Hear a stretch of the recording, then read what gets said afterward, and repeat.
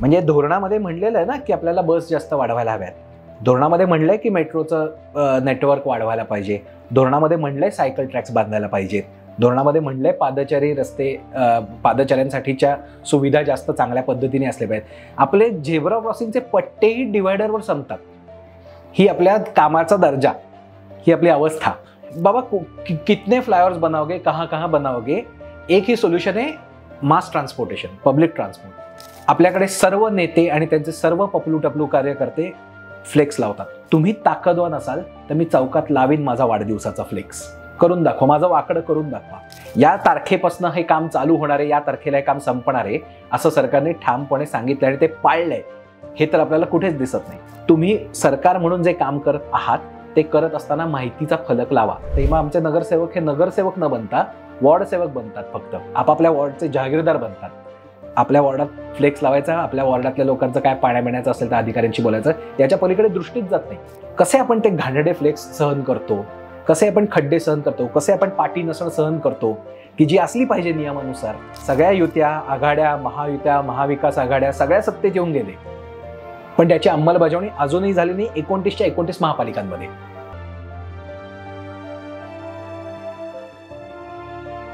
आव्हान म्हणायला झालं तर सगळ्यात मोठं आव्हान हे अनियंत्रित नागरीकरणाचं आहे. Uncontrolled, unplanned urbanisation.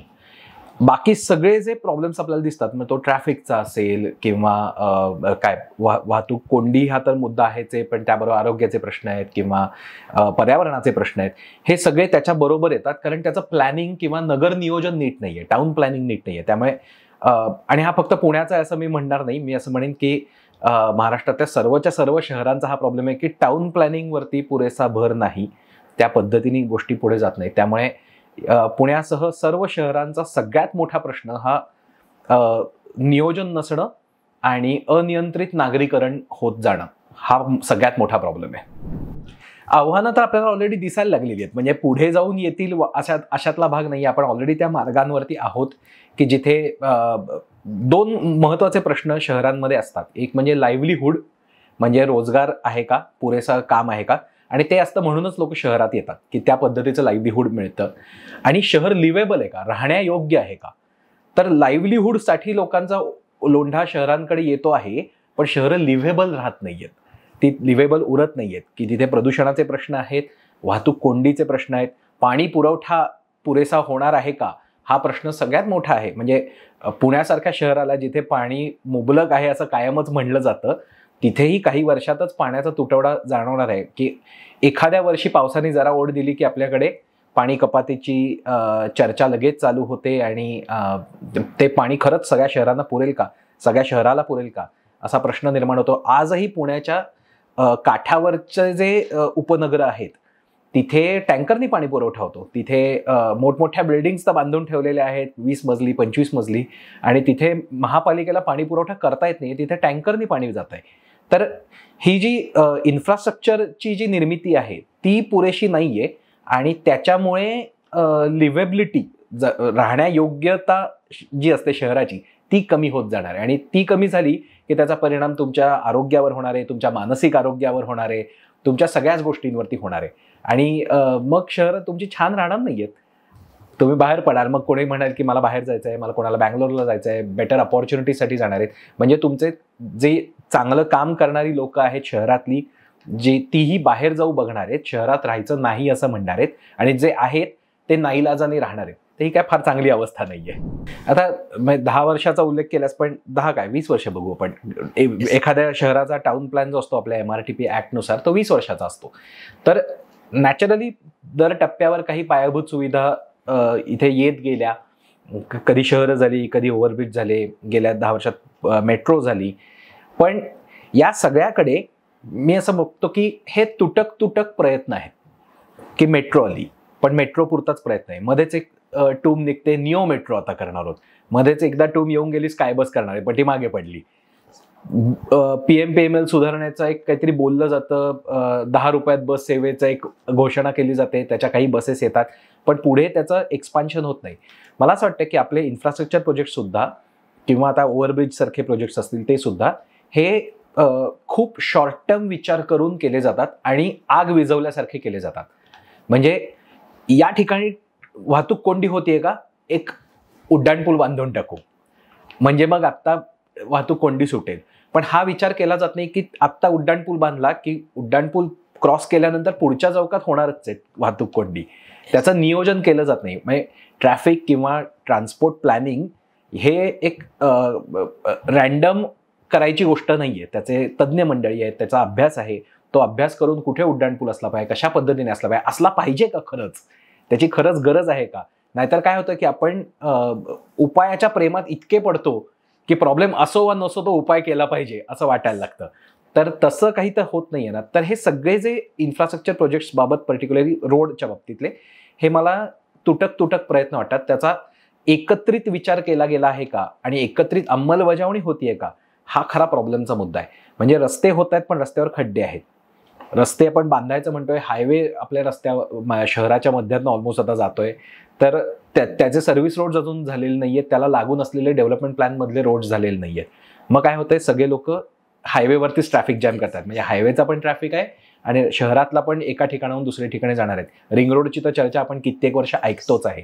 त्यामुळे एक टप्प्यावरती एक कालखंडामध्ये कोणाला तरी वाटतं की हा प्रोजेक्ट आपण रेटून नेला पाहिजे, मग तो रेटून नेला जातो. जसा तो मेट्रोचा असेल की आपण हा केलाच पाहिजे, पटकन केला पाहिजे, आणि मग त्यातल्या 2 लाईन्स का होईना, त्याचं 4 वेळा उद्घाटन का होईना, असं करत करत करत तो 2 लाईन्स चालू झालेल्या, 3री लाईन आता होणं एक्सपेक्टेड आहे चालू. पण त्याच्या बरोबरीने जे बाकी सगळ्या गोष्टींची आवश्यकता आहे एक शहराच्या इन्फ्रास्ट्रक्चरला सपोर्ट म्हणून आणि इन्फ्रास्ट्रक्चरचा पार्ट म्हणून, ते मला मिसिंग वाटतं. आणि मग मला तो सगळा प्रयत्न हा आरंभशुरासारखा वाटतो की आम्ही चालू केलं, आम्ही केलं, आता बघा आता पुढचं तरी पण प्रॉब्लेम आहे का, मग आता काहीतरी नवीन चालू करू. त्यामुळे तो प्रत्येक वेळी काहीतरी नवीन चालू करायचं, तुटक प्रयत्न करायचे, पण त्या सगळ्याला जोडणारी दृष्टी, जोडणारा विचार, ती दूरदृष्टी मला दिसत नाही. आणि ती कंटिन्युटी दिसत नाही. म्हणजे कंटिन्युटी हे खरं तर योग्य हे आहे की त्याच्यात सातत्य कमी आहे, त्याचं एकसलगता नाहीये. आज एक वाटलं, उद्या दुसरं वाटलं, परवा काहीतरी कोणत्या तरी नेत्याला वाटेल की अमुक गोष्ट खरंच चांगली आहे, मग ती गोष्ट येते किंवा त्याला प्राधान्य मिळतं. जुन्या गोष्टी मागेच पडतात. त्याचं काय झालं पुढे विचारलं जात नाही. पहिलं म्हणजे अभ्यासक आहेत का, याच्यावरती मी उत्तर देतो. पुण्यात अभ्यासकांची कमतरता नाही. पुण्यात म्हणजे गल्लोगल्ली अभ्यासक आहेत. अभ्यासक स्वतःला मानणारे तर अजूनच जास्त आहेत. त्यामुळे अभ्यासकांची पुण्यामध्ये कमतरता आहे असं मला वाटत नाही. प्रॉब्लेम डेटाचा 100% आहे. आणि माहिती व्यवस्थित ठेवणं आणि माहिती पारदर्शकपणे लोकांसमोर खुली करणं, या बाबतीत आपल्या सरकारी यंत्रणेचं इतका जास्त ती उदासीनता आहे आणि रिलक्टन्स आहे. मला ती नाहीच शक्यतो माहिती द्यायची असा ॲटिट्यूड ओव्हरऑल सरकारी यंत्रणेचा आहे. मग त्याच्यामध्ये राजकारणी आहेत, त्याच्यामध्ये आपले नोकरशहा आहेत. माहिती द्यायला नाराज असतात, माहिती नीट ठेवतही नाहीत, ठेवलेली नीट देतही नाही. त्यामुळे कित्येक गोष्टींची माहिती आपल्यापर्यंत पोहोचतच नाही. आणि ज्या पद्धतीने पोहोचायला पाहिजे, ज्या सोप्या पद्धतीने पोहोचायला पाहिजे, नागरिकांना इन्व्हॉल्व्ह करण्यासाठी त्यांना माहिती तर दिली पाहिजे. म्हणजे कधी कधी नोकरशहा येतात आणि म्हणतात की नागरिकांनी मागणी केली म्हणून आम्ही हा पूल बांधला. पण तुम्ही नागरिकांना माहिती दिली होती का की हा पूल बांधायला किती खर्च येणार आहे, हा पूल झाला तर खरंच किती प्रॉब्लेम होणार आहे किंवा नाही होणार आहे, कोणते प्रॉब्लेम सॉल्व्ह होणार आहेत, बांधायला किती खर्च होणार आहे, हे जेव्हा बांधलं जाईल तेव्हा इतर रस्त्यांवरती ताण कसा येणार आहे, याची कोणती माहिती दिली जाते. कोणत्या ओव्हरब्रिजच्या वेळी तिथल्या आजूबाजूच्या रस्त्यांवरती असणाऱ्या बांधत असताना त्या आजूबाजूच्या रस्त्यावर असणाऱ्या नागरिकांना महापालिका प्रशासनाने किंवा सरकारने, राज्य सरकार जर इन्व्हॉल्ड असेल तर, आपणहून माहिती दिली की हा या इथल्या ओव्हरब्रिजचा, या उड्डाणपुलाचा डिटेल प्रोजेक्ट रिपोर्ट आहे आणि तो डिटेल प्रोजेक्ट रिपोर्ट हा बघा, याच्यामुळे अशा गोष्टी आम्ही करणार आहोत. असं कधी कोणाला दिल्याचं तुम्हाला आठवतंय तरी का? या तारखेपासून हे काम चालू होणार आहे, या तारखेला हे काम संपणार आहे असं सरकारने ठामपणे सांगितलं आणि ते पाळलंय, हे तर आपल्याला कुठेच दिसत नाही. म्हणजे काय की ओव्हरऑल माहिती देणं, आपण उत्तरदायी आहोत हा भावच नाहीये सरकारमध्ये. की आपण ज्या नागरिकांच्या जोरावर निवडून येतो, ज्या नागरिकांच्या करातल्या पैशाने आपले पगार होतात, त्यांना आपण माहिती दिली पाहिजे, त्यांना आपण उत्तर दिलं पाहिजे, त्यांनाही जाब विचारण्याचा अधिकार आहे आपल्याला. हा भावच विसरला गेलाय, जो लोकशाहीचा खरं तर गाभा आहे. आणि ते विसरलं गेल्यामुळे माहिती दिलीच जात नाही, त्यामुळे डेटा ठेवला जात नाही. आणि डेटा ठेवला नाही की मग अभ्यासकांनाही डेटा मिळत नाही. मग आपण काय करतो, कोणतेही अभ्यासक, की अंदाज तयार करतो. त्याचे अर्थातच सायंटिफिक मेथड्स पण आहेत की तुम्ही प्रेडिक्शन कशी कराल, तुम्ही कशी प्रोजेक्शन्स कराल, मग ती पॉप्युलेशनची प्रोजेक्शन्स असतील किंवा मायग्रेशनची असतील, या सगळ्याची प्रोजेक्शन्स असतात, ते अभ्यासक करत असतात. पण ती प्रोजेक्शन्स असतात, रिअल डेटा नसतो. आणि रिअल डेटा जर खऱ्या पद्धतीने सातत्याने बाहेर येत गेला तर अभ्यास कितीतरी चांगल्या पद्धतीने करता येऊ शकतो. अगदी मायक्रो लेवलचा, म्हणजे आपल्याकडे पाहिजे ना वॉर्ड लेवलचा डेटा पाहिजे की इथला लँड यूज कसा झालेला आहे, शहरात या प्रभागामध्ये किती बिल्डिंग्स आहेत, किती मोकळ्या जागा आहेत, किती बागा आहेत, सांगा असा डेटा मला कुठे मिळेल. आणि तो महापालिकेच्या वेबसाईटवर असला पाहिजे. माझ्या प्रभागात काय आहे हे मला बघायचं असेल तर कुठे मला बघायला मिळणार, नाहीच आहे. प्रभागाचं सोडा, शहराचं तपशीलवार नाहीये, त्याचे नकाशे नाहीयेत. त्यामुळे या इतक्या छोट्या छोट्या गोष्टी आहेत की याच्यामुळे लोकांपर्यंत पुरेशी माहिती जात नाही, अभ्यासकांपर्यंत पुरेशी माहिती जात नाही. जे अभ्यास केले जातात तेही मांडले जात नाहीत. म्हणजे एखादा प्रोजेक्ट प्रपोज केला जातो, कन्सल्टंटकडनं अभ्यास करून घेतला जातो, त्या कन्सल्टंटच्या सल्ल्यानुसार आम्ही हा प्रकल्प नेणार आहोत पुढे असं सरकार जाहीर करतं, ते आपण वर्तमानपत्रात वाचतो. पण कन्सल्टंटनी काय सांगितलंय, त्याचा रिपोर्ट काय आहे, तो खुलाच नाहीये. मग कोणीतरी माहिती अधिकारात जाणार, तो मागणार, तो त्या माहिती अधिकार वापरणाऱ्या व्यक्तीपर्यंत पोहोचणार, पण कोणत्याही सामान्य नागरिकापर्यंत कसा पोहोचणार, त्या व्यक्तीला कसं कळणार की या रिपोर्टमध्ये काय म्हणलेलं आहे. त्यामुळे डेटा आणि माहिती ही दडवण्याकडे सरकारचा सातत्याने कल असतो आणि हा खूप मोठा आक्षेपार्ह मुद्दा आहे.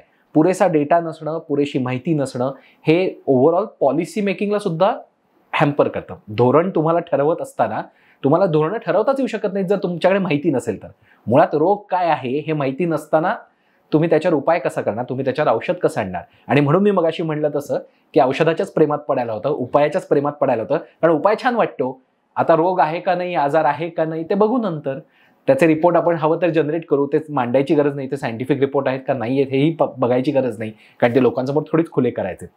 त्यामुळे त्या आजाराच्या पेक्षाही इलाज हा इतका आपल्याला असा प्रेमात पडतो आणि मग त्याच्याच वाचून जे काही नवनवीन प्रकल्प येत जातात, पण मागचं सगळं सपाट, पुढचं पाठ मागचं सपाट, अशा पद्धतीने गोष्टी पुढे जातात. सगळेजण काही अभ्यासक नसतात, त्यांनी हा अभ्यास करणं अपेक्षितच नाहीये. त्यांनी हे सांगणंच अपेक्षित नाही की त्यांना सिग्नल किती आहेत माहिती आहेत का, म्हणजे त्यांना आठवून सांगता येईल, पण लगेच काय पाठ असण्याची गरज नाही. लोक आपापल्या दैनंदिन आयुष्यात बिझी आहेत, त्यांचे प्रश्न आहेत, त्यांच्या समस्या आहेत, कौटुंबिक गोष्टी आहेत, त्यामुळे त्यातच ते गुंतलेले असणार आहेत. लोकांना जर सिग्नल सांगता येत नसतील ना की किती सिग्नल सांगता येतात, तर ती चांगली गोष्ट आहे असं मानलं पाहिजे. की मला कळलं पण नाही किती सिग्नल आहेत असं म्हणायला पाहिजे. खरं तर मला कळलं पण नाही माझ्या रस्त्यावर किती खड्डे. पण लोकांना जर आज आपण विचारलं की रस्त्यावर खड्डे तुमच्या आहेत का आणि किती आहेत, तर ते म्हणतील किती खड्डे कसे सांगू, रस्ता किती सांगू शकतो मी फार तर. तर हा जो मुद्दा आहे की तुमचा गव्हर्नन्स असा इतका सिमलेस पाहिजे की मला जाणवलंच नाही माझं सगळं स्मूथ चाललंय, इतकं ते सरळ पाहिजे. आणि त्याच्यासाठी माहिती उपयोगी पडते. मी तुम्हाला एक्झाम्पल देतो. आपल्या पुणे महानगरपालिकेने 2017 मध्ये एक खोदकाम नियमावली नावाचा प्रकार तयार केला, जी ऑफिशियल स्वतःनी महापालिकेने स्वतः तयार केलेली, स्वतः अंमलात आणायचं ठरवून स्वतः मंजूर केलेली नियमावली आहे. पूर्ण रूल बुक आहे की कोणताही रस्ता खोदायचा असेल, कोणीही, मग तो इंटरनेटचे केबल टाकणारे असू देत, नाहीतर पाणी पुरवठा विभागवाले असू देत, किंवा पाणी पुरवठ्यासाठी आता L&Tला जसं 24 तास पाणी पुरवठ्यासाठी वेगळ्या कंपनीला दिलेलं आहे, तशी बाहेरची कोणती तरी कंपनी किंवा ठेकेदार असू देत, स्वतः महापालिकेचा विभाग असू देत, कोणताही, मग तो ड्रेनेज विभाग असो, पाणी विभाग असो, किंवा MSEB सारखी राज्य शासनाची एक यंत्रणा असू शकते जी थर्ड पार्टी आहे. अशा कोणालाही जर महापालिकेचा रस्ता खोदायचा असेल तर तो कसा खोदायचा, तो खोदत असताना काय काय गोष्टी करायच्या आणि तो नंतर बुजवायचा, याबद्दलची नियमावली ही तयार केली आहे 2017 मध्ये. आता आपण माहितीबद्दल बोलतोय म्हणून त्या नियमावलीतल्या माहिती विषयक सांगतो. त्या खोदलेल्या जागी खोदण्याच्या वेळी हे काम कसलं आहे त्याची माहिती तिथे लिहिणं अपेक्षित आहे. हे काम कधी चालू होणार ते लिहिणं अपेक्षित आहे. हे काम कधी संपणार ते लिहिणं अपेक्षित आहे. तिथे वॉर्डन नेमणं अपेक्षित आहे. तिथे बॅरिकेड्स असणं अपेक्षित आहे. तिथे लाईट लावणं अपेक्षित आहे, दिवा, की तिथे खोदलेला आहे, अंधारात कोणीतरी पटकन जाऊ नये म्हणून. पाटी तिथे लावणं अपेक्षित आहे की हे काम कधी संपणार आहे, किती खर्च झाला आणि या कामासाठी जबाबदार व्यक्ती कोण आहे, त्या व्यक्तीचं नाव आणि फोन नंबर, म्हणजे तुम्हाला जर तक्रार करायची असेल तर फोन नंबर पण त्याच्यावर असला पाहिजे. ही सगळी माहिती त्या तिथे तुम्ही जर काम करत, जिथे खोदकाम केलेलं आहे तिथे पार्टी असली पाहिजे. 100 मीटरपेक्षा जास्त खोदकाम असेल, कधी कधी पाईपलाईन किंवा याच्यासाठी सरळ जास्त खोदकाम केलं तर दोन्ही बाजूंना पाटी लावली पाहिजे, त्याही पेक्षा जास्त असेल तर मध्ये सुद्धा पाटी पाहिजे, तीच पाटी. म्हणजे काय की लोकांना माहिती दिली पाहिजे की इथे काय चाललंय आणि हे काम कधी संपणार आहे. माझा जर रोजचा जाण्याचा रस्ता असेल आणि तिथे मला सरकारने सांगितलं की बाबा रे 30 तारखेपर्यंत इथे काम चालणार आहे, तर मी निर्धास्त होईल ना. माझा रोजचा रस्ता आहे, आज काय घडतं, आज मी ऑफिसला जायला निघतो, माझ्या ठरलेल्या वेळी निघतो, मला 10ला पोहोचायचं आहे, मला माहिती आहे की अर्धा तास लागतो, मी 9:30 वाजता निघतो आणि अचानक रस्ता खोदलेला असतो, मला ऑफिसला पोहोचायला उशीर होतो, कारण अचानक खोदल्यामुळे ट्रॅफिक जॅम असतो. आता मला पुढचं महिनाभर काम चालणार आहे का, 2 दिवसात संपणार आहे का, 8 दिवसात संपणार आहे, काहीच माहित नाहीये. हे कसलं काम आहे, ड्रेनेजचं आहे का पाणी पुरवठ्याचं आहे का अजून कसलं आहे, हेही मला कळत नाही. यातून काय होतं, सरकारबद्दलचा अविश्वास तयार होतो. काय कधी येतात कधी खोदतात कळत पण नाही, असा सगळा भाव तयार होतो. तर महत्त्वाचा मुद्दा हा आहे की या सगळ्याची माहिती जेव्हा दिली जाते तेव्हा सरकारबद्दलची, एक सरकारी यंत्रणेबद्दलची विश्वासार्हता वाढते आणि त्यात रस असतो लोकांना.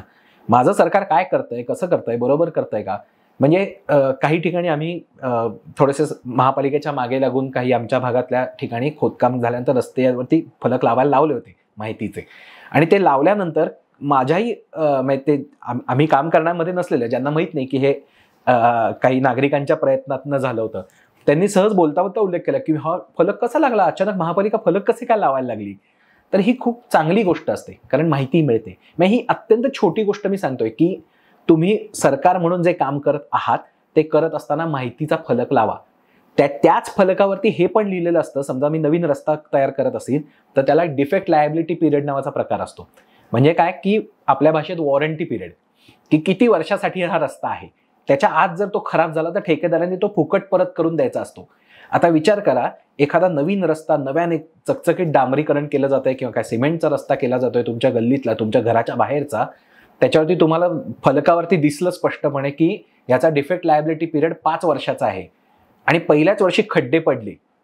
विचारणार नाही ते नागरिक विचारतील ना की पहिल्या वर्षी कसं काय खड्डे पडले, याचा तर 5 वर्षाचा डिफेक्ट लायबिलिटी पिरियड आहे. पण ती माहितीच नसेल तर विचारणार कसं. ब्युरोक्रॅट्स आणि राजकारणी हे आपल्या डोक्यावरती बसू शकतात कारण त्यांना माहिती असते. कोणत्याही महापालिकेच्या अधिकाऱ्याशी गप्पा मारायला तुम्ही जर गेलात, कोणती तक्रार घेऊन गेलात, तर ते तुम्हाला चित्रविचित्र प्रचंड नियम, अधिनियम, अध्यादेश, ठराव असल्या भरपूर गोष्टी दाखवतील, सांगतील, त्याचे कलम दाखवतील वेगवेगळे की या सेक्शनमध्ये अमुक लिहिलंय, त्या सेक्शनमध्ये तमुक लिहिलंय, नाही उच्च न्यायालयाचा एक विशिष्ट आदेश होता त्याच्यामुळे ते आपल्याला असं करता येत नाही वगैरे काहीही सांगतील. आणि या प्रचंड गुंतागुंतीमध्ये आपला नागरिक कोणताही जो तक्रार घेऊन जातो तो म्हणतो काय आता जाऊ देत, अशीच सगळी सिस्टीम आहे. तर हा जो प्रॉब्लेम आहे हा कशामुळे येतो, कारण माहिती नसते नागरिकाला.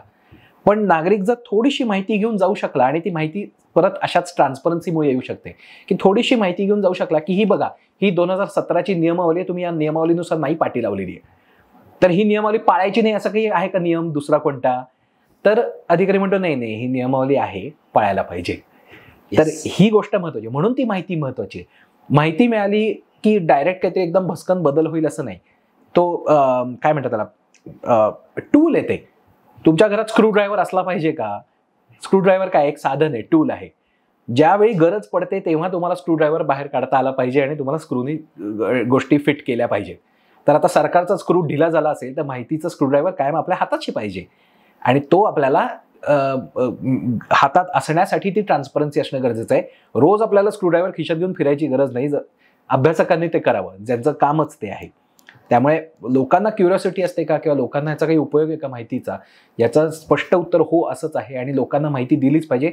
हे मॉरल ऑब्लिगेशन आहे सरकारचं लोकशाहीमधल्या, की ज्या लोकांच्या जीवावर, ज्या लोकांच्या पैशावर हा देश चालतो, जे लोक या देशाचे मालक आहेत, त्या लोकांना तुम्ही माहिती नाही देणार तर कोणाला देणार?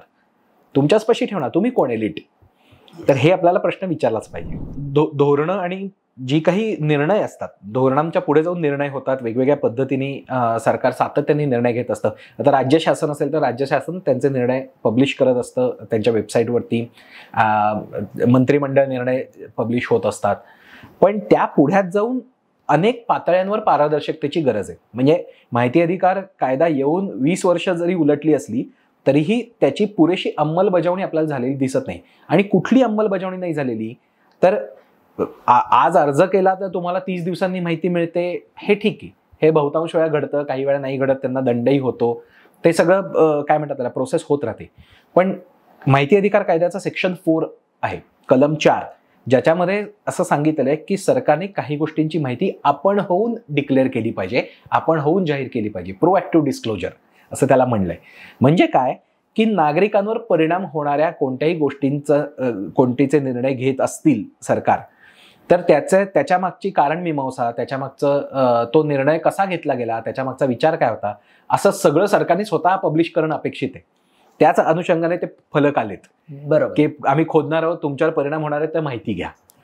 तसं अचानक सिंहगड रोडला तुम्ही समजा फ्लायओव्हर बांधताय, तो योग्य आहे का अयोग्य हा सगळा दुय्यम मुद्दा आहे. आता मुद्दा हा आहे की तुम्ही एखादा फ्लायओव्हर बांधायचं ठरवलं, उड्डाणपूल बांधायचं ठरवलं, तर ते कोणत्या अभ्यासाच्या आधारावर ठरवलं, कोणत्या डेटाच्या आधारावर ठरवलं, कधी हा निर्णय घेतला, कशाच्या आधारावर ठरवला, अल्टरनेटिव्हचा विचार झाला होता का, पर्यायी गोष्टींचा विचार झाला होता का, की उड्डाणपुलाच्या ऐवजी समजा आपण हे केलं तर काय होईल, अमुक गोष्ट केली तर काय होईल, याचा खर्च किती आहे, त्या पर्यायांचा खर्च किती आहे, याची एक काही मांडणी केली होती का, आणि ती लोकांसमोर मांडली होती का. तुम्ही तुमची 4 लोकांनी खोलीत बसून त्याची मांडणी केलीत, अभ्यास केलात, एवढं पुरेसं नाहीये. ती लोकांसमोर मांडली आहे का. हे प्रोएक्टिव्ह डिस्क्लोजरचा भाग आहे की निर्णय घेत असताना, लोकांसाठीचे निर्णय घेत असताना लोकांना इन्व्हॉल्व्ह करून घ्या. आणि इन्व्हॉल्व्ह करून घेण्याचं एकच सोपा मार्ग आहे, तो म्हणजे माहिती द्या खुलेपणाने, सोप्या भाषेत. नाहीतर तुम्ही विधिनियम, अधिनियम, जे काय विनियम अशा पद्धतीचे शब्द वापरत राहाल की जे लोकांच्या भाषेतले नाहीयेत, लोकांच्या रोजच्या भाषेतले नाहीयेत. सोप्या मराठीत बोला, काही प्रॉब्लेम नाहीये. मी गेली साधारण 17 वर्ष सामाजिक क्षेत्रात काम करतोय आणि माझं असं कन्क्लुजन आहे एक प्रकारे की आपल्याकडे नियमांची, धोरणांची कमतरता नाहीये. खूप धोरणं, खूप नियम, खूप निर्णय सगळं आहे. प्रॉब्लेम अंमलबजावणीचा आहे. म्हणजे जबाबदारीची निश्चिती असं तू म्हणलास, तर तूच उल्लेख केलास की माहिती अधिकार अंमलबजावणी करण्यासाठी माहिती अधिकारी, पब्लिक इन्फॉर्मेशन ऑफिसर, जनमाहिती अधिकारी हा नेमणं अपेक्षित आहे. हे कायद्यामध्ये लिहिलेलं आहे.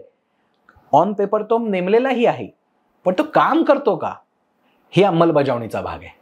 जसं त्या खोदकाम नियमावलीच्या बाबतीत आहे की नियमावली आहे, पण त्याची अंमलबजावणी कोण करणार. अंमलबजावणी नाही केली तर कोण कारवाई करणार. कारवाई करायची झाली की पंचायत येते, कारण आपल्याच अधिकाऱ्यांवरती कारवाई करायची, आपल्याच लाडक्या ठेकेदारांवरती कारवाई करायची. बरं, तो ठेकेदार नगरसेवकाचा चुलता असेल तर आपण काय करायचं, हा प्रश्न परत वेगळाच आहे. पण अंमलबजावणी केली नाही तर काय, अधिकाऱ्यांवरती काही दंड होणार आहे का, त्यांचं इव्हॅल्युएशन होणार आहे का, म्हणजे मूल्यांकनही होत नाही त्यांचं. त्यांची बढती होत असताना, त्यांचं इन्क्रीमेंट होत असताना हे मूल्यांकन केलं पाहिजे की तुमच्या भागात एकही असं खोदकाम झालं नाही की जिथे पाटी लागलीच नव्हती, एकही दंड तुम्ही गोळा केला नाहीत.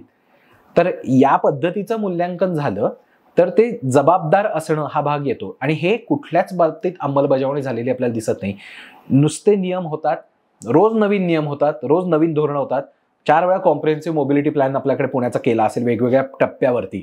एकदा PMRDA करतंय, एकदा पुणे महापालिका करतंय, एकदा मेट्रोच्या वेळी परत एकदा केला जातोय, वेगवेगळ्या वेळी केला जातोय. पण अंमलबजावणीचं काय, अंमलबजावणी कोणीतरी वेगळंच करायचं म्हणते आणि ते करतच नाहीये. त्यामुळे प्लॅन्स येत आहेत, त्याच्याबद्दलचं काय म्हणतात त्याला, कागदावर सगळं छान आहे, आपल्या संविधानासारखं वाटतं मला, कागदावर काय छान अप्रतिम संविधान लिहिलंय, पण अंमलबजावणीचं काय, त्यातलं जे स्पिरिट आहे, म्हणजे इंग्लिशमध्ये जसं म्हणतो in letter and in spirit, म्हणजे तुम्ही शब्दशः तर ते पाळलं पाहिजेच, पण त्याचा जो उद्देश आहे तोही विचारात घेऊन पालन केलं पाहिजे. ते केलं जात नाही. आणि ते टाळण्यामागे कल हाच आहे की आपापले हितसंबंध जपायचेत, आणि ते जपत जपत कोणाला फार त्रास होणार नाही, कोणत्या ठेकेदार दुखावला जाणार नाही, कोणत्या राजकारण्याला दुखावलं जाणार नाही, आणि अधिकारी कोणत्या दुखावला जाणार नाही, या सगळ्याच्या विचारातनं हे केलं जातं. त्यामुळे अशा परिस्थितीमध्ये जर काम होत असेल तर फार सुधारणेला वाव नाही. तुम्ही किती धोरणं आखा, किती ग्रेट एक्सपर्ट्स त्या कमिटीमध्ये बसवा, त्या कमिटीचा उपयोग काय, ती खोदकाम नियमावली काय एक्सपर्ट्स ती तयार केली आहे, ती थोडीच वेगळ्या इतर रॅन्डम लोकांनी केली आहे. 100% प्रॉब्लेम आहे समन्वयाचा आणि कम्युनिकेशनचा. त्यातलाही मुद्दा असा आहे ना की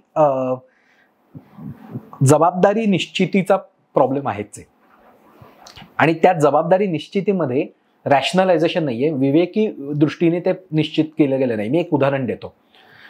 पुणे महानगरपालिका क्षेत्रामध्ये एखाद्या रस्त्यावरती नो पार्किंगचा फलक लावायचा असेल तर ती लावण्याची जबाबदारी महानगरपालिकेची, की हा रस्ता नो पार्किंग.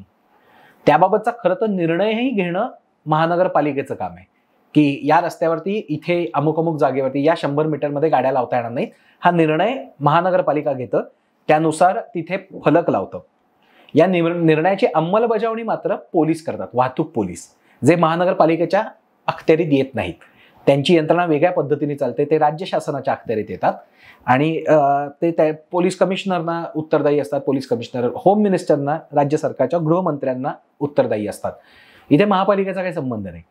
त्यामुळे महापालिका काय करतं, आधी वाहतूक पोलिसांना विचारतं की आम्ही इथे नो पार्किंग करू का, आणि वाहतूक पोलिसांना याची कल्पना नाहीये की महापालिकेचं नगर नियोजन काय आहे.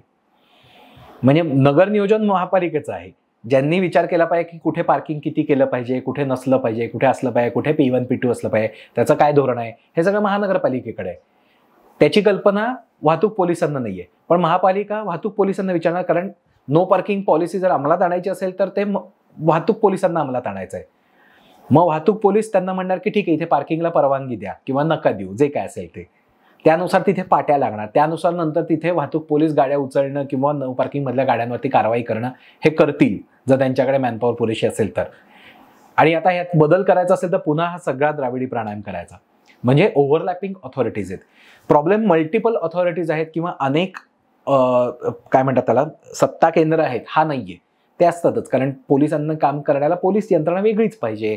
वाहतूक विभाग महापालिकेचा वेगळाच पाहिजे, नगर नियोजन विभाग वेगळाच पाहिजे, पाणी विभाग वेगळाच पाहिजे, त्यात काही प्रश्नच नाहीये.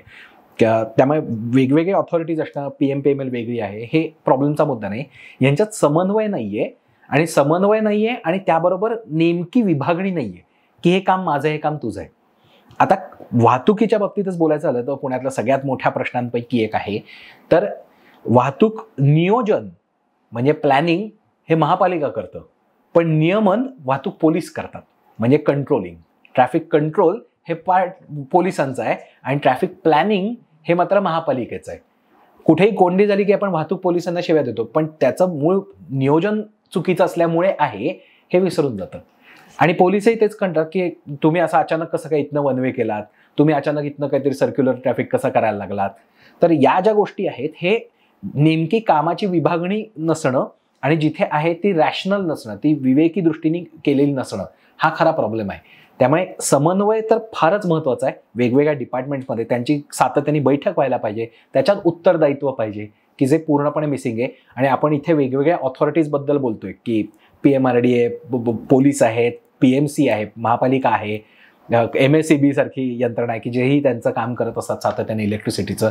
तर या सगळ्यांबरोबर यांच्यामधला समन्वय तर आपण बोलतोच आहोत, पण महापालिकेचा स्वतःचा समन्वय पण नसतो. मगाशी आपण डेटाबद्दल आणि माहितीबद्दल बोलतो. एका डिपार्टमेंटमधनं दुसऱ्या डिपार्टमेंटमध्ये एकाच महापालिकेत माहिती देताना प्रॉब्लेम येतो, माहिती मिळत नाही. तर माहितीचा फ्री फ्लो, मुक्तपणे माहिती वाहिली पाहिजे, हा जो प्रकार आहे, मुक्तपणे संवाद व्हायला पाहिजे, तर समन्वयाकडे जाता येईल, जो होत नाही.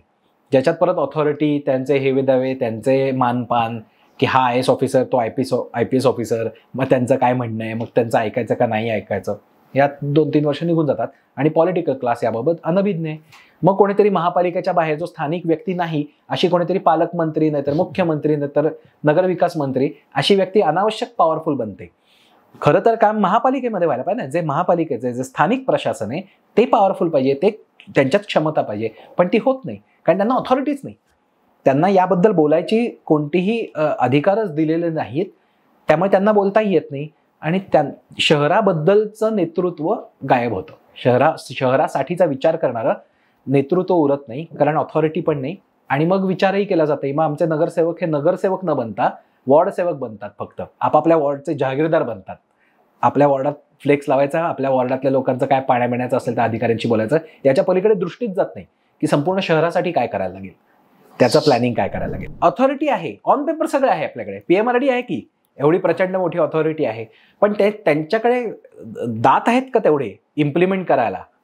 आज शहरामध्ये PMRD रिजनमध्ये वेड्यासारखी जर बांधकामं होत असतील, अवैध बांधकामं होत असतील, अतिक्रमण होत असतील, तर ती रोखण्याची यंत्रणा, त्यांच्याकडे ताकद, ओव्हरऑल त्यांच्याकडची मॅनपॉवर ही नाहीच आहे पुरेशी. कसे करतील. हायवेला लागून जी काही वेडीवाकडी बांधकामं आहेत, वेगवेगळे हॉटेल्स आहेत, वेगवेगळे दुकानं आहेत, जी अतिक्रमण आहेत, अनेक त्यातली अतिक्रमण आहेत. त्याच्यावर कारवाई करायची झाली तर त्याच्यासाठी पुरेसं मनुष्यबळ आणि पुरेशी यंत्रणा ही PMRDA कडे आहे का? नाहीये. सो तुम्ही ऑथॉरिटीज तयार करता, पण दोज आर टूथलेस, दातच नाही आहेत त्यांना.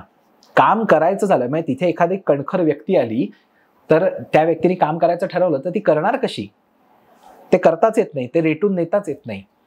दुसरा प्रश्न नगर नियोजनातला खूप मोठा आहे, तो म्हणजे आपले डेव्हलपमेंट प्लॅन्स जे तयार होतात, नियोजन आराखडे शहराचे, ते 20-20 वर्षासाठी तयार होतात. पहिला 1987 मध्ये तयार झाला होता पुण्यासाठीचा. 20 वर्षांमध्ये त्यांची अंमलबजावणी किती झाली असं बघितलं गेलं तर काही जेमतेम काही टक्के झालेली असते, 10, 15, 20%. त्याच्या पलीकडे जात नाही अंमलबजावणी नगर नियोजनाची, की जिथे शहरातले रस्ते आहेत. आजही आपल्याला 87च्या आराखड्यातले रस्ते DP रस्ते म्हणून आराखड्यातच दिसतात, ते अजूनही रस्ते प्रत्यक्षात झालेले दिसत नाही. म्हणजे काय की नगर नियोजन जे केलं जात आहे, किंवा ते चांगलं आहे का वाईट आहे हा तर पुढचा मुद्दा, की जे काही नगर नियोजन आहे ते, पण जे काही आहे ते अंमलबजावणीसाठी पुरेसं काम केलं जात नाही. आणि ह्याचं सरळ सरळ रिफ्लेक्शन आपल्याला दिसतं दरवर्षीच्या महापालिकेच्या बजेटमध्ये. महापालिकेच्या बजेटमध्ये पुरेशी तरतूदच नसते लँड ॲक्विजिशनसाठी. भूमी अधिग्रहण करूनच ते पुढचे रस्ते होणार आहेत, भूमी अधिग्रहण करूनच हॉस्पिटलसाठी जागा उपलब्ध होणार आहे. तर हे सगळं नियोजन जर अंमलबजावणी झाली तरच पुढे जाऊन पोलीस स्टेशनसाठी जागा होणार आहे, फायर ब्रिगेडसाठी जागा होणार आहे, बागांसाठी जागा होणार आहे, मैदानांसाठी जागा होणार आहे.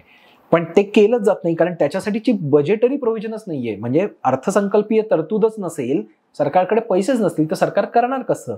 मग काहीतरी पुतळे बांधू, मग काहीतरी आपण स्मारकं बांधू, काहीतरी सुशोभीकरण करू. सुशोभीकरणाचं तर पेव इतकं आहे आपल्या नगरसेवकांमध्ये. कुठेही चौकात काहीतरी आपलं इन्स्टॉलेशन करायचं आणि संकल्पना म्हणायचं, यांची काय डोंबलाची संकल्पना असते काय माहिती. पाटी लावण्याची कसली संकल्पना आली आहे, वर्षानुवर्ष पाट्या लावत आहेत. 4000 वर्ष माणूस पाट्या लावतोय, वेगवेगळ्या ठिकाणी जातोय तिथे, तर त्यांची कसली आली आहे डोंबलाची संकल्पना? पण नाही, कारण विचार नाही येतो की मला काय करायचंय, मला कुठे निधी खरं वापरला पाहिजे, काय करण्यासाठी गरजेचं आहे. माझ्या प्रभागामध्ये जर बागेसाठीचं आरक्षण आहे, मुलांसाठीच्या मैदानासाठीचं आरक्षण आहे, तर त्याचं अधिग्रहण करण्यासाठी निधी कमी पडतोय का काय करायला पाहिजे, त्याच्यासाठी आपल्याला काहीतरी केलं पाहिजे का? तर हा विचारच नाहीये. विचार हाच आहे की मी काहीतरी सुशोभीकरण करतो, माझं संकल्पना म्हणून नाव लावतो आणि ती बागेची जागेच्या जागी बिल्डरला कशी घशात घालता येईल हे बघतो. मग बागा कमी होतात, बागांचा आकार कमी होतो. दाखवा सारसबागेसारखी एखादी बाग बाणेरमध्ये, संभाजी बागेसारखी मोठी बाग दाखवा मला कुठेतरी मुंडव्यामध्ये. नाहीच आहे ना, छोट्या बागा आहेत ज्या टिकमार्क असतात. म्हणून महापालिका सांगतात की आमच्याकडे 200 बागा आहेत, पण साईज काय त्याचा? मोकळ्या जागा जेवढ्या पाहिजेत, जेवढे आपल्या नगर नियोजनाच्या शास्त्रानुसार जेवढ्या मोकळ्या जागा असल्या पाहिजेत त्या नाहीच आहेत. मग शहर कंजेस्टेड दिसतं, मग त्याचं जागा कमी होते, हवा खेळती राहत नाही, पर्यावरणाला हानिकारक अशा गोष्टी तयार होतात. अर्बन फॉरेस्ट असली पाहिजेत, बागा असल्या पाहिजेत, झाडं असली पाहिजेत, त्या गोष्टी हळूहळू कमी होतात. म्हणून आपल्याला शहराच्या बाहेर अनियंत्रित नगर नियोजन, अनियंत्रित नागरीकरण का मी म्हणतो की शहर वाढत असताना शहराच्या काठावर असलेली गावं वाढतात आणि ती भस्कन वाढतात. खरं ती एकदम भस्कन वेड्यासारखी वाढू नयेत, अनियंत्रित पद्धतीने वाढू नयेत, म्हणूनच PMRD आहे. म्हणूनच महानगर नियोजनासाठीचं ते प्राधिकरण आहे, अथॉरिटी आहे, की ज्याचा प्रचंड मोठा एरिया आहे, ज्याच्यामध्ये सगळं काही येतं. एक मोठा काय म्हणतात त्याला प्रदेश त्याच्यामध्ये येतो, की फक्त महापालिकेपुरतं काम करणार. पण महापालिकेला लागून जे काठावरची गावं आहेत तिथे अचानक 40 मजली टॉवर उभा राहू नये पाण्याची सोय नसताना, हे बघणं PMRDAचं काम आहे. आज जर तुम्ही विचारलं की बुलेट ट्रेन किती लोक वापरतात, तर त्याचं उत्तर 0 असं आहे, कारण नाहीच आहे बुलेट ट्रेन. बरोबर. त्यामुळे आता तुम्ही म्हणलात की बुलेट ट्रेन बघा 0 लोक वापरतात, नकोच बुलेट ट्रेन. तर हे उत्तर बरोबर आहे का? हे म्हणणं बरोबर आहे का? नाहीये. तसं कोंबडी अधिक अंड आधी म्हणून मी ते उत्तर दिलं की सायकल ट्रॅक्स नाहीच आहेत, वापरणे योग्यच नाहीयेत, तर सायकल ट्रॅक वापरत नाही त्याचा म्हणण्याला काय अर्थ राहिला? काहीच अर्थ राहिला नाही. फुटपाथ वापरण्या योग्य नाहीच आहेत, चालण्या योग्यच नाहीयेत बहुतांश ठिकाणी. तिथे फुटपाथवरती लोक असतात का असं विचारलं तर ते नसतात, कारण वापरण्या योग्यच नाहीयेत. मग लोक रस्त्यावरतीच उतरतात. मी सलग 4 पावलं चालल्यानंतर जर मला तिथे खांबच येणार असेल किंवा तिथले पेवर ब्लॉक्स उखडलेलेच मला दिसणार असतील किंवा ते अचानक वरखाली होत असेल किंवा अचानक बिल्डिंगचा एखादा रॅम्पच येत असेल, बाजारपेठाच असतील, कुठे फुटपाथवर अतिक्रमण असेल, बाजारपेठ असेल, तर मला चालण्यायोग्य तो उरलाच नाहीये, तर मी रस्त्यावरतीच उतरून चालणार आहे. त्यामुळे जिथे फुटपाथ आहेत, म्हणजे आता जंगली महाराज रोडवरती त्यांनी स्मार्ट स्ट्रीट डिझाईन वगैरे जे काही नवीन केलं आणि असं म्हणत जंगली महाराज रोडवरती, फर्ग्युसन रोडवरती नवीन फुटपाथ बांधले. फर्ग्युसन रोडवरती तर अतिक्रमण असूनही तिथे प्रचंड लोक फुटपाथ वापरतात. म्हणजे जिथे चांगले फुटपाथ आहेत तिथे अतिक्रमण असूनही लोक फुटपाथ प्रचंड प्रमाणात वापरतात, पायी फिरतात. ही गोष्ट चांगलीच आहे ना. हे प्रूफ आहे की प्रत्यक्ष जर चांगला फुटपाथ असेल, वाईड फुटपाथ असेल, 3 फुटाचा फुटपाथ दिला तर समोरासमोर 2 लोक येऊच जाऊ शकत नाहीत. तुम्हाला वाईड फुटपाथ पाहिजे, तरच लोक जाणार आहेत आणि तरच ते वापरणार आहेत. आणि तेच सायकल ट्रॅक्स आहे. कुठला सायकल ट्रॅक पुण्यातला सलग 200 मीटर सलग सायकल चालवता येईल असं दाखवा मला. नाहीच ना. वापरणार कसे? सायकल ट्रॅक्स कशासाठी आहेत? सेफ वाटावं. लहान मुलं सुद्धा सायकल ट्रॅकवरनं जाऊ शकली पाहिजेत. मी लहान असताना शाळेत सायकलनी जायचो. आज पालक धजावत नाहीत मुलांना सायकलनी लांब लांबपर्यंत शाळेत पाठवायला, कारण ट्रॅफिक असा वाढलाय, सेफ वाटत नाही, सुरक्षित वाटत नाही. सायकल ट्रॅक असेल तर माणसांना सेफ वाटतं, अचानक ट्रक त्या जागेवर येणार नाही असा विश्वास असतो. पण तसा सायकल ट्रॅक तर असला पाहिजे सरसकट, तर लोक चालवणार. आपल्याकडे काही काही ठिकाणी सायकल ट्रॅक्स बांधले होते ते पेवर ब्लॉकचे होते. सायकल ट्रॅकला सायकल्सना शॉक ॲब्झॉर्बर्स नसतात. पेवर ब्लॉकवरनं गाडी चालवणं त्रासच आहे, त्यापेक्षा मी टार रोडवरनं चालवीन. सोपी गोष्ट आहे. त्यामुळे कोणता उद्देश आहे तो महत्वाचा आहे. तो उद्देश लक्षात घेऊन जर ते बांधकाम केलं असेल, तो उद्देश लक्षात ठेवून जर ती इन्फ्रास्ट्रक्चर डेव्हलपमेंट झाली असेल तर गोष्टी पुढे जातात.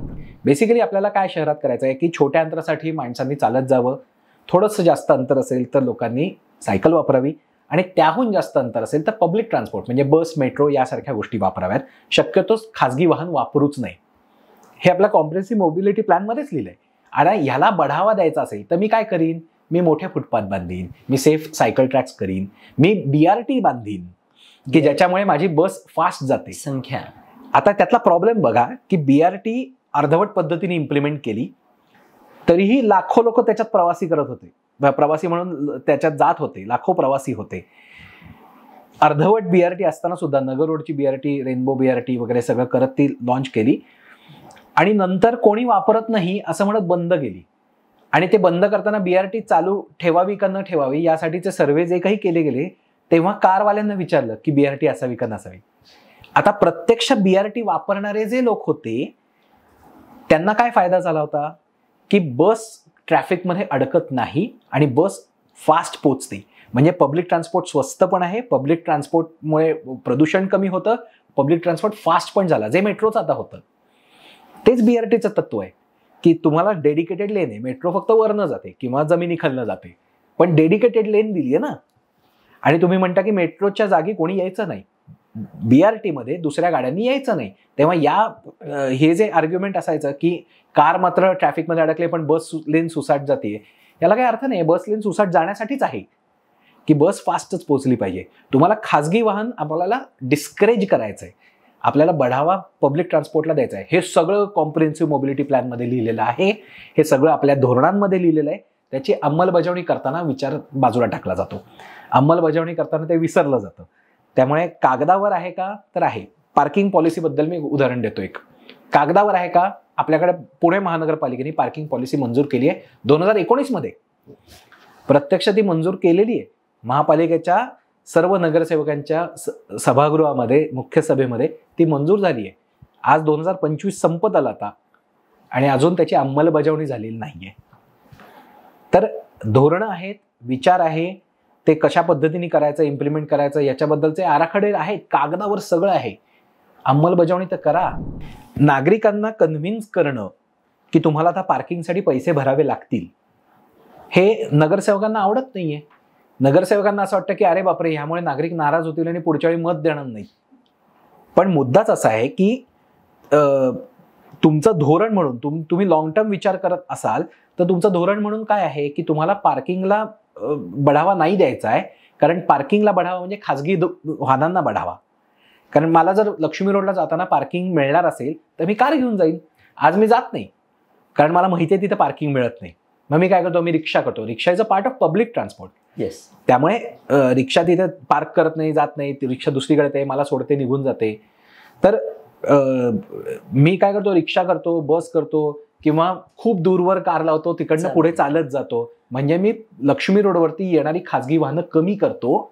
म्हणजे लक्ष्मी रोडवरती वाहतूक कोंडीमध्ये भर घालत नाही. फक्त तिथे पार्किंग नाही एवढ्याशा गोष्टीमुळे. म्हणजे काय की पार्किंग नाही या गोष्टीमुळे मी डिस्करेज झालो. अर्थात याला अलाइड इतर गोष्टी पाहिजेतच की बस सिस्टीम पाहिजे, त्याला तिथे पोहोचण्यासाठी मला काहीतरी सार्वजनिक वाहतूक व्यवस्था असली पाहिजे, मेट्रो असली पाहिजे, काही.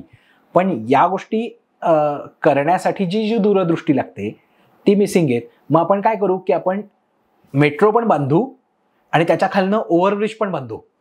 ज्यांना खाजगी वाहनांच्या कोंडीत अडकायचं त्यांनी खाजगी वाहनांनी जा, त्यांना सुसाटसाठी आपण पूर्ण ओव्हरब्रिज पण बांधू, उड्डाणपूल पण बांधू, वरनं मेट्रो पण जाऊ देत.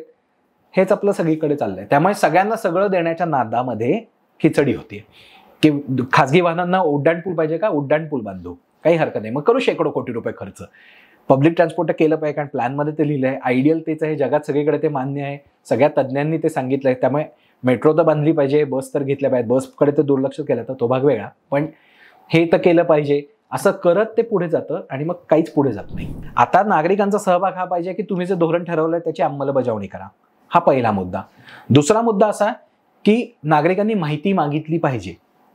माहिती कुठली मागितली पाहिजे की अशा पद्धतीची माहिती मागितली पाहिजे की एखादा उड्डाणपूल करत असण्याआधी तुम्ही काय विचार केला होता, त्यातनं काय परिणाम होणार आहे, आणि आता उड्डाणपूल झाल्यानंतर तुम्ही जे उद्दिष्ट मांडलं होतं ते साध्य झालं का, त्याचं इव्हॅल्युएशन तुम्ही केलं का. कुठलाही उड्डाणपूल असो, म्हणजे असं नाही की कुठलाही रस्ता असो, कुठलाही मेट्रो असो, की तुम्ही डिक्लेअर केलेलं उद्दिष्ट काय होतं आणि ते आत्ता उद्दिष्ट साध्य झालंय का, हे मागणं गरजेचं आहे. आणि हे नागरिकांचं पण शिक्षण आहे, कारण ती माहिती जेव्हा समोर येते तेव्हा लक्षात येतं की आपल्याला जो उद्दिष्ट होतं ते साध्य झालं नाहीये किंवा झालंय, मग आपण ते परत इम्प्लिमेंट करू शकतो. जसं बीआरटी बाबत आहे, बीआरटी कोणत्याही डेटाचा आधार न घेता परस्पर रद्द केली गेली. परस्पर कुठलाही विचार बीआरटीच्या बाबतीत केला गेला नाही की खरंच किती लोक वापरतात, नाही वापरतात. काही लाख लोक वापरत होते बीआरटी, पण तो डेटाच मांडला गेला नाही. किती लाख लोक वापरतात, किती हजार लोक वापरतात, या रूटवर किती लोक वापरतात, त्यांना किती फायदा होतो, त्या बस भरून जातात का नाही जात, त्या रूटवरचे कोणत्याही बस रूट्स हे तोट्यातले तरी होते का, नव्हतेच ते, कारण ते भरभरून जात होते लोक. त्यामुळे तो जो डेटा आहे तो जर लोकांना दाखवला तर लोकांना पटेल की अरे बीआरटी वापरली जाते. तुम्ही कुठल्या तरी सिंहगड रोडवरच्या माणसाला म्हणणार की बीआरटी फायद्याची आहे का, तर तो म्हणणार की नको बाबा, माझा रोड आत्ताच मला पुरत नाही, तू बस कशाला करतो. पण बीआरटी वापरणे योग्य आहे ह्याचा जर डेटा व्यक्तीला मिळाला, नागरिक मूर्ख नसतात, नागरिक हुशार असतात, त्यांना पुरेशी माहिती दिली जात नाही, त्यांना योग्य पद्धतीने माहिती दिली जात नाही, आणि म्हणून नागरिक काहीतरी वेगळ्याच मागण्या करतायत असा आरोप केला जातो. पण नागरिकांना जर व्यवस्थित माहिती दिली गेली, नागरिकांचं अवेअरनेस आपण करू शकलो, जे सरकारचंच काम आहे, प्रायमरीली प्राथमिक काम हे सरकारचं आहे की याबद्दल सांगणं की आपण हे का करतोय. जसं मेट्रो रेटून नेलं ना, का नेलं, कारण मान्य आहे मेट्रो लांब पल्ल्याच्या एकूण शहराच्या दृष्टीने महत्वाची गोष्ट आहे, त्याचं नेटवर्क असणं गरजेचं आहे कोणत्याही शहरामध्ये. तर हे सरकारला कळलं, सरकारला वाटलं की मेट्रो आपण बांधली पाहिजे, त्यामुळे मेट्रो रेटून नेलं. मग मुंबईत असेल, पुण्यात असेल, नाही तर नागपूरमध्ये असेल, सगळीकडे ती रेटून सरकारने नेली आणि त्याच्याबद्दलचा अवेअरनेस पण केला की मेट्रो कशी वापरायची, काय करायची, कसं तुम्ही करा, काय करा, याचा फायदा काय वगैरे वगैरे. तर तो अवेअरनेस बसबाबत का नाही केला जात, तो अवेअरनेस सायकलबाबत का नाही केला जात, तो अवेअरनेस चालण्याबाबत का नाही केला जात. कारण मेट्रो बांधल्यावर तुम्ही अवेअरनेस क्रिएट कराल ना, इथे तुमच्याकडे सायकल ट्रॅकच नाही, तुम्ही अवेअरनेस काय करणार क्रिएट. तुम्हाला शहरासाठी 4000-5000 बसेसची गरज असताना तुमच्याकडे 1700 बसेस जेमतेम रस्त्यावरती आहेत, तर तुम्ही काय अवेअरनेस क्रिएट करणार की बसनी प्रवास करा. त्यामुळे अवेअरनेस क्रिएट करण्याबरोबर कृतीची जोड पाहिजे, नाहीतर नुसतंच प्रवचन होतं जे सरकार करतं. अनेक नेते आपले बोलतात की बस वापरा, हे करा, ते करा, प्रवचन देऊ नका, कृतीत दाखवा की तुम्ही बस किती देताय शहराला, जेवढी रिक्वायरमेंट आहे तेवढी देताय का. म्हणजे धोरणामध्ये म्हणलेलं आहे ना की आपल्याला बस जास्त वाढवायला हव्यात, धोरणामध्ये म्हणलंय की मेट्रोचं नेटवर्क वाढवायला पाहिजे, धोरणामध्ये म्हणलंय सायकल ट्रॅक्स बांधायला पाहिजेत, धोरणामध्ये म्हणलंय पादचारी रस्ते, पादचाऱ्यांसाठीच्या सुविधा जास्त चांगल्या पद्धतीने असल्या पाहिजेत. आपले झेब्रा क्रॉसिंगचे पट्टेही डिवायडरवर संपतात. ही आपल्या कामाचा दर्जा, ही आपली अवस्था. तर ही अंमलबजावणीचा प्रॉब्लेम आहे हा. पादचाऱ्यांनी काय धडकायचं आहे का डिवायडरवर जाऊन, नाही ना. आपल्याला पादचाऱ्यांसाठी सोयीस्कर गोष्टी करायच्या आहेत. तर ते कसे असले पाहिजेत, काय असले पाहिजे, हे कागदावर आहे. धोरणात्मक फार बदलांची गरज नाहीये, ते आहे ते अंमलबजावणीकडे जाण्याची गरज आहे, आणि ती अंमलबजावणी मिसिंग आहे. आणि सरकारला हेच विचारलं पाहिजे की तुम्ही अंमलबजावणी काय केली. आपल्याकडे मेट्रोचं उद्घाटन झालं तेव्हा पंतप्रधान आले होते पुण्यामध्ये, आणि त्यांनी भाषणात हे म्हणलंय की बाबा कितने फ्लायओवर्स बनाओगे, कहाँ कहाँ बनाओगे, एक ही सोल्युशन आहे, मास ट्रान्सपोर्टेशन, पब्लिक ट्रान्सपोर्ट. हे त्यांच्या भाषणातले शब्द आहेत. मग त्याचं काय झालं पुढे? इथल्या नेत्यांना विसर पडला का? कारण त्याच्यानंतर 4 उड्डाण पुलांना मात्र निधी मिळतो, पण बसेसना निधी मिळत नाही, हे आपल्याला कृतीत दिसतं. म्हणजे बोलण्यात एक, कृतीमध्ये दुसरं, असं कसं चालेल? असं नाही चालणार. मेट्रोतनं तुम्ही खाली उतरलात की तुम्हाला तिथे जर चालण्यासाठी जागाच नसेल तर मी मेट्रोला जाणारच नाही, कारण मेट्रो ही एंड टू एंड कनेक्टिव्हिटीची गोष्ट नाहीये. मेट्रो माझ्या घरापाशी असू शकत नाही, पण माझ्या घरापासनं 500 मीटरवरती मला बस मिळेल का की जी मेट्रो स्टेशनपर्यंत नेईल? हे मला महत्वाचं आहे. तर आता बसेसचा त्यांचा प्रयत्न चाललाय, पण अजून तो तोकडा आहे, कारण पुरेशा बसेसच नाहीत. 2200 बसेसचा आपला ताफा आहे, त्यातल्या 300-400 बसेस कायम बंद असतात, कारण त्याचा मेंटेनन्स केला जात नाही. त्यामुळे 1700-1800 बसेस रस्त्यावरती असतात. आणि पुणे महानगर क्षेत्राला, ज्याला PMPML सर्व्ह करतं, त्याला 4 ते 5 हजार बसेसची गरज आहे. तुमच्याकडे इतक्या तुटपुंज्या बसेस असतील तर तू म्हणलास तसं बसला गर्दी असणारच आहे, पण तुमच्या धोरणामध्ये म्हणले बसेस वाढवायला पाहिजेत. मग त्या कधी येणार आहेत बसेस? म्हणजे हे, आणि गमतीचा पार्ट असा आहे ना की अगदी 10 वर्षापूर्वी सुद्धा जेव्हा बसेस कमीच होत्या तेव्हाही हे आर्ग्युमेंट केलं होतं की बसेस येतील, पण बसेससाठी पुण्याचे रस्ते पुरेसे नाहीयेत. पुण्याच्या रस्त्यांवरती बस येणार कुठे? उद्या 2000 बसेस एकदम आल्या तर त्या धावणार कुठे? रस्ते इतके छोटे आहेत. म्हणून हे मुद्दा लगेच लागतो की आजही हा मुद्दा अनेक लोक काढतात की पुरेसे रस्ते नाही तर अचानक 4000 बसेस आल्यावरती किती ट्रॅफिक जॅम होईल. तर गमतीचा भाग असा आहे की 10 वर्षापूर्वी पण हे आर्ग्युमेंट असताना सुद्धा काही लाख वाहनं ही पुण्यामध्ये पडली. दुपटीपेक्षा जास्त वाहनं पुण्यामध्ये, खासगी वाहनं ऍड झाली गेल्या 10 वर्षात. तेवढ्या प्रमाणात रस्ते वाढले का? नाही वाढले. म्हणजे पुणेकरांनी खासगी वाहनं घेतली आणि ती त्याच रस्त्यांवरती धावतायत, पण बसेसला मात्र रस्ते नाही आहेत. असं कसं होईल? बसेस आल्या की उलट खासगी वाहनं कमी पण होणं अपेक्षित आहे. हा एक मुद्दा. दुसरा मुद्दा असा, एक जो कन्फ्युजन असतं अनेकांच्या बाबतीत की मेट्रो आली पण ट्रॅफिक कमी नाही झाला, बस आली पण ट्रॅफिक कमी नाही झाला. तर एक गमतीचं उदाहरण देतो की जगातली सगळ्यात जास्त वाहतूक कोंडी असलेलं शहर, ह्याचा मध्ये अहवाल आला होता, ते आहे लंडन. जगातलं सगळ्यात जास्त वाहतूक कोंडी असलेलं शहर आणि जगातल्या सर्वोत्तम सार्वजनिक वाहतूक व्यवस्था असलेल्या शहरांमधलं एक आहे लंडन. म्हणजे काय की खासगी वाहनांना तुम्ही वाहतूक कोंडीत अडकाल, खासगी वाहनं वाहतूक कोंडीत अडकतील, पण मी माझ्या स्वतःच्या खासगी वाहनानेच प्रवास केला पाहिजे, हा माझा हक्क नाहीये. मला प्रवास करता आला पाहिजे, तो स्वस्त असला पाहिजे, तो सुरक्षित असला पाहिजे, तो वेळेत झाला पाहिजे, हा माझा हक्क आहे. मग तो पब्लिक ट्रान्सपोर्ट जर मला मिळत असेल तर दॅट्स फाईन. शिस्त हा प्रकार थोडासा काय म्हणतात त्याला, अवेअरनेसचा भाग आहे की त्याच्याबद्दलचं प्रबोधन केलं की कशा पद्धतीने वाहतूक पाळली पाहिजे, कशा पद्धतीने वाहतुकीचे नियम पाळले पाहिजेत, याबद्दलचा अवेअरनेस करता येतो. पण तेवढं पुरेसं पडत नाही. म्हणजे शिक्षण संस्था किंवा सामाजिक संस्था प्रबोधनाचं काम करू शकतात, अंमलबजावणीचं काम पोलिसांनाच करायचं आहे. वाहतूक पोलिसच ते करू शकतात का? ते एवढे कॅमेरे लावले, त्याचं खरंच काही होतं का पुढे? ते चलन जे निघतं त्याच्यातनं काही परिणाम होतोय का? लोक नियम तोडणं बंद करतायत का? नियम पाळणं चालू करतायत का? हे बघणं गरजेचं आहे. पण त्या पुढे जाऊन हा मुद्दा मी एका वेगळ्या नागरिकरणाच्या किंवा एका वेगळ्या गव्हर्नन्स इश्यूला जोडतोय थोडासा. लोक फक्त शिक्षा होते किंवा दंड होते म्हणून नियम पाळतात असं नसतं. माझं असं मत आहे की नियम पाळण्यामध्ये मला ते नियम पाळण्याने काहीतरी मी लाज वाटण्यासारखी मी कृती केली आहे हेच वाटत नाही. नियम तोडण्याला आपल्याकडे प्रतिष्ठा आहे की नियम तोडला आणि नियम तोडूनही मला काही झालं नाही, ही गोष्ट प्रतिष्ठेची मानली जाते. उदाहरण देतो, आपल्याकडे सर्व नेते आणि त्यांचे सर्व पपलू टपलू कार्यकर्ते फ्लेक्स लावतात. तो जो प्रत्येक राजकीय फ्लेक्स असतो, जो आता गणपतीत तर उदाहरण आलं होतं, आता नवरात्र येईल तेव्हाही उदाहरण येईल, दिवाळीला अजून येईल, तर या प्रत्येक फ्लेक्समध्ये जे काही फ्लेक्स लावलेले असतात ते सर्व बेकायदेशीर फ्लेक्स असतात. त्यांना कोणतीही कायदेशीर मान्यता नाही, त्याच्यावर दंड केला जातो, काही वेळा केला जातो, काही वेळा केलाही जात नाही. पण शहर विद्रूप होतं. पर्यावरण पूरक गणेश मूर्तीचाही फ्लेक्स पर्यावरण हानी करणाऱ्या फ्लेक्सनी लावलेला त्याची माहिती दिली जाते.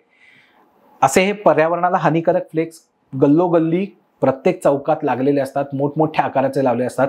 या सगळ्यांची ही अत्यंत भीषण दिसणारे चेहरे किंवा गोरे केलेले चेहरे त्या फ्लेक्सवरती आपल्याला सातत्याने दिसत असतात. हे सगळे बेकायदेशीर फ्लेक्स आहेत. हे फ्लेक्स जेव्हा लागत असतात तेव्हा ते फ्लेक्स एक संदेश आपल्याला देत असतात सगळ्या नागरिकांना की तुम्ही ताकदवान असाल तर मी चौकात लावीन माझा वाढदिवसाचा फ्लेक्स, करून दाखवा, माझं वाकडं करून दाखवा. आणि सरकारमध्ये हिंमतच नाही माझं वाकडं करून दाखवायची. या कृतीतनं काय संदेश जात असतो सरकारमध्ये, समाजामध्ये, की ज्याच्या हातात ताकद आहे तो कोणतेही नियम वाकवू शकतो. आणि नियम तोडले की तुम्ही एवढे मोठे नेते बनू शकता, तुमच्या पायाशी सर्व यंत्रणा असू शकतात. एक सायकोलॉजिकल इम्पॅक्ट त्याचा, मानसशास्त्रीय इम्पॅक्ट असा आहे की नियम तोडणं ही प्रतिष्ठेची गोष्ट आहे. नियम तोडण्यापेक्षा नियम तोडले आणि मला काही त्याचे परिणाम नाही भोगावे लागले, ही प्रतिष्ठेची गोष्ट आहे. आणि ही जोपर्यंत प्रतिष्ठेची गोष्ट आपल्या नागरिकांना वाटते आहे, आणि हे मी फक्त मोजक्या मध्यमवर्गीय किंवा उच्चवर्गीय लोकांबद्दल बोलत नाहीये की जे नियम तोडण्याकडे कसं बघतात किंवा काय पापभिरू लोक आहेत का नाही, पण तरी पोलीस नाहीये तर मी पटकन सुटतो. तर या गोष्टीकडे मी बघतो, कारण मला कोणी पकडणार नाहीये, मला कोणी शिक्षा करणार नाहीये. पण मी तोडत असताना 4 लोक माझ्याकडे बघतील आणि ती गोष्ट माझ्यासाठी शरमेची असेल हे मला वाटतच नाही. कारण माझ्याकडे बघणारे लोक हा काहीतरी चुकीचं करतोय असं बघतच नाहीत, हा नियम तोडू शकतो असं बघतात, हा काही निभावून नेऊ शकतो असं बघतात. आणि मग मला त्याची लाजही वाटत नाही. जो माणूस रस्त्यावरती कचरा फेकतो तोच माणूस मॉलमध्ये गेल्यावर का बरं नाही कचरा फेकत? खरं तर त्याला तिथे कोणी दंड करणार नसतं. मॉलमधले उलट कर्मचारी अत्यंत प्रेमाने हसून मनात शिव्या घालत का होईना ते साफ करणार असतात, त्यांना काही कोणी बोलणार नसतं. पण तरी तो तिथे कचरा नाही करत. का नाही करत? कारण त्या व्यक्तीला असं वाटत असतं की रस्त्यावर टाकलं तर कोणी मला बोलणार नाहीये, कोणाला काही फरक पडणार नाही, मला लाज वाटावी असंही कोणी माझ्याकडे बघणार नाहीये, ती दृष्टी सुद्धा येणार नाहीये माझ्याकडे. पण मॉलमध्ये मात्र टाकलं तर कदाचित 4 लोक म्हणतील की अरे इथे कसा कचरा टाकला, ही नजर मला झेलावी लागेल म्हणून. आणि हे सबकॉन्शियसली होतं, कोणीच हा विचार या शब्दांमध्ये करत नाही, पण हे नॅचरली आपल्याकडनं कृती होते. तर आपल्याला समाज म्हणून आपली जबाबदारी आहे की बेकायदेशीर आणि नियमबाह्य गोष्टी करणाऱ्यांना प्रतिष्ठा न देणं. तू फ्लेक्स लावलास का तर तुला नाही प्रतिष्ठा मिळणार, तुला नाही माझं मत मिळणार. घेऊ शकतो का आपण निर्णय? आणि कोणताही कार्यकर्ता असो, कोणत्याही राजकीय पक्षाचा असो, का तू नियमबाह्य बेकायदेशीर फ्लेक्स लावतोस, का शहर विद्रूप करतोस, नियम तोडतो, याला आपण त्या गोष्टीला आपण हे केलं पाहिजे ना, त्याचं अवडंबर माजवलं पाहिजे, त्याचं आपण म्हटलं पाहिजे की नियम नाही तोडले पाहिजेस.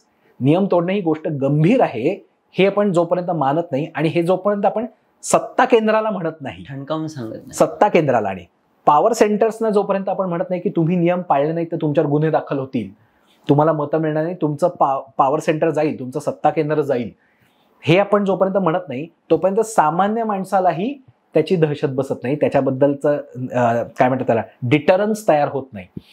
तर तो क्रिएट करण्यासाठी आपल्याला या छोट्या हा सामाजिक इम्पॅक्ट आहे. हा एका निर्णयाने, एका नियमाने, एका कायद्याने बदलणारी गोष्ट नाहीये.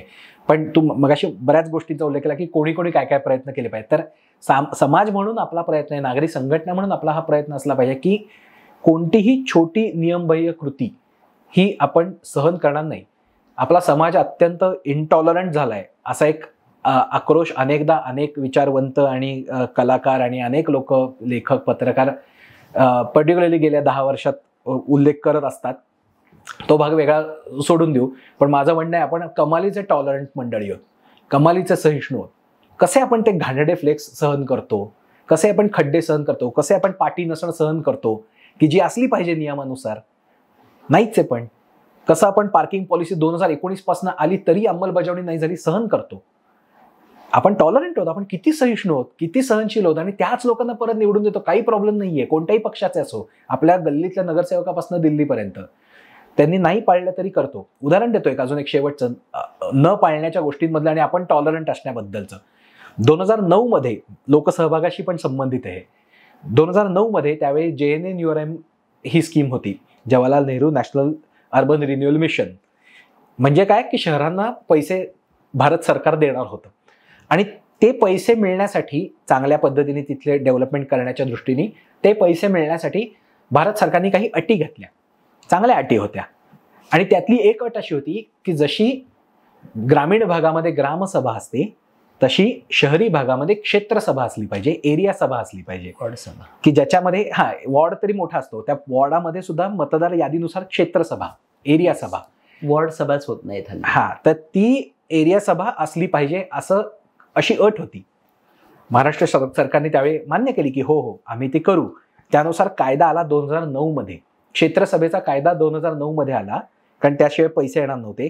JNNURM स्कीम आली, आपण पैसे घेतले, खर्च केले, स्कीम बंदही झाली. आता त्याचं नाव अमृतही झालं. 2009 ते 2025 16 वर्ष झाली, अजूनही तो कायदा अंमलबजावणीला झालेला नाहीये. या दरम्यान सगळ्या युत्या, आघाड्या, महायुत्या, महाविकास आघाड्या सगळ्या सत्तेत येऊन गेले, पण त्याची अंमलबजावणी अजूनही झाली नाही. 29च्या 29 महापालिकांमध्ये, 29 महानगरपालिका महाराष्ट्रामध्ये, त्यातल्या एकाही ठिकाणी त्याची अंमलबजावणी झालेली नाहीये. नुसताच कायदा आला, पैसे घेतले. सेम आहे पार्किंग पॉलिसी बद्दल. पार्किंग पॉलिसी का केली सरकार महानगरपालिकेने? अचानक त्यांच्या डोक्यात नाही आलं. केंद्र सरकारने सांगितलं की मेट्रो हवी असेल, मेट्रोसाठी पैसे हवे असतील तर पार्किंग पॉलिसी पास केली पाहिजे.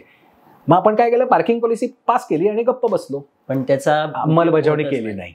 अंमलबजावणी केली जात नाही. मग ते खोदकाम नियमावली असो, रस्ते कसे बांधायचे याची IRCची नियमावली आहे. 2020चा GR आहे, ज्याच्यामध्ये असं म्हणलंय की सर्व रस्त्यांना ती लागू आहे, की रस्ता कसा असला पाहिजे, डांबराचं टेम्परेचर किती असलं पाहिजे, हा स्टॅक कमिटी रिपोर्ट आहे. सगळं तर आहे, पण तुम्ही पाळत नाही आहात, ते तुम्ही त्याची अंमलबजावणी करत नाही आहात. आणि याबद्दल नागरिक म्हणून नागरिक गटांनी अत्यंत इंटॉलरंट व्हायला हवं आहे, की हे नसेल तर आम्हाला चालणारच नाही. आमच्या रस्त्यावर खड्डा पडतोच कसा डिफेक्ट लायबिलिटी पिरियडच्या आधी, आणि तो लगेच बुजवला कसा जात नाही. खड्डा कसा बुजवायचा याचंही शास्त्रशुद्ध नियमावली आहे महापालिकेची, की तो कशा पद्धतीने बुजवायचा. आपल्याकडे कसे बुजतायत, आत्ताही आता परत महापालिकेने ड्राईव्ह चालू केलाय. तुम्हाला दिसेल एक ट्रक येतो, डांबर ओततात, एकदा त्याच्यावरनं रोलर फिरवला होतो आणि निघून जातात. ते डांबर आणि ती खडी एक पाऊस पडला की उकडून परत बाहेर येते, कारण तो शास्त्रशुद्ध पद्धतीने, शास्त्रीय पद्धतीने तो खड्डा बुजवलेलाच नसतो. त्याची पण नियमावली आहे, तीही टांगणीला लावून ठेवली. कुठे ठेवून दिलेली असते माळ्यावरती काय माहिती.